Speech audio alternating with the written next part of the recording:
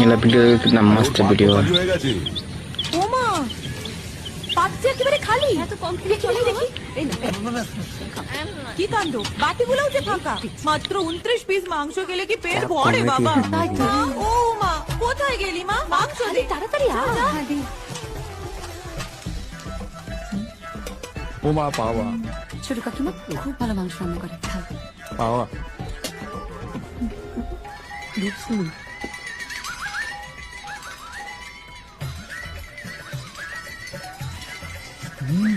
কি একটা একটা করে মাংস দিচ্ছিস বালতিটা বসিয়ে দে। মাছের মরুরি সরা কয়েকখানা। কি হলো পাতলো আরে ওর পাট খালি তো মিষ্টি দাও। খাও খাও এইটুকু বসে এই অবস্থা তোমাদের দে দে দে